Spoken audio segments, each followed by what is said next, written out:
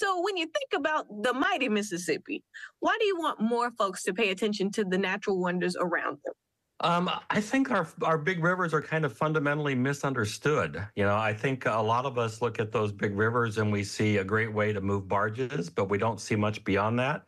And I've been lucky enough to spend a fair amount of time along the big rivers. And the more time I spend, the more impressed, the more amazed I am at the life that the rivers support, at how varied the life is, how varied the experiences can be along the river. And I hope more people start to see the river a little bit like I do.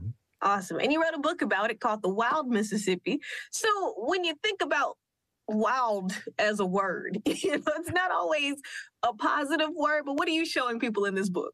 Yeah, boy, I get that's wild is a tricky word, isn't it? Especially when it comes to the natural world, because there's so much of it that humans have impacted anyway. I'm not really sure what's wild anymore. And for some people, wild means dangerous or, don't go there, that kind of thing.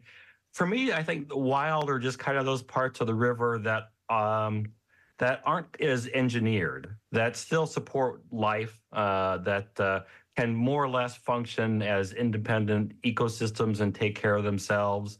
I do kind of think as human beings, we grew up, we evolved over time in these natural outdoor settings. And while we have some innate fears about certain things, maybe snakes, for example, or spiders, certain people have a reaction to those.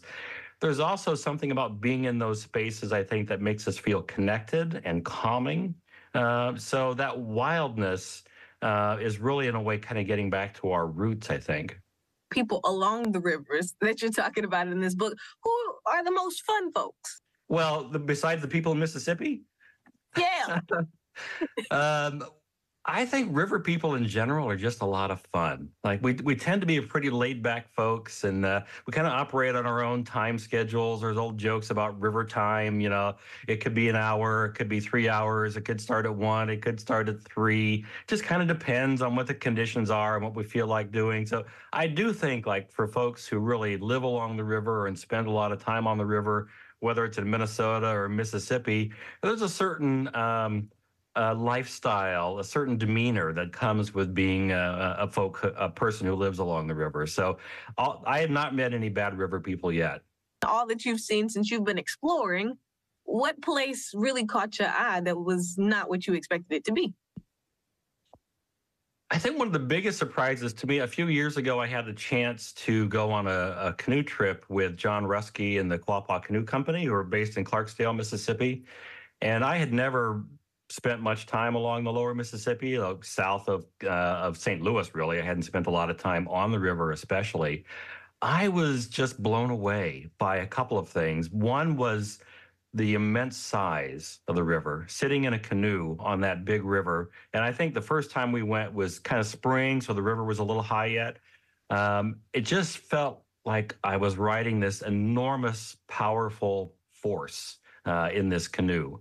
I wouldn't say felt like I was swallowed up. It felt like I was more just part of it.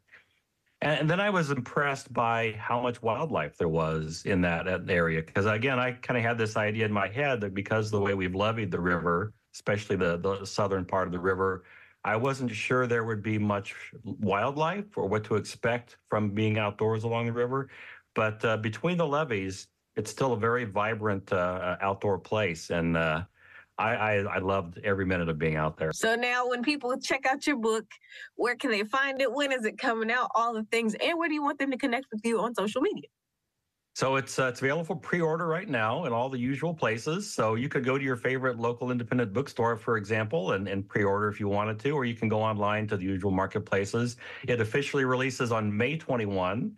If you happen to be in St. Louis, around that time on May 23rd, I'm having a book release party. So if you want to come up for the day and say hi, you're welcome to do that. Look me up on Facebook as the Mississippi Valley Traveler, and then Instagram is the other place where I'm more active, and that's just at dean.klink. And I should probably also mention I have a podcast about the Mississippi too, the Mississippi Valley Traveler podcast, so check that out.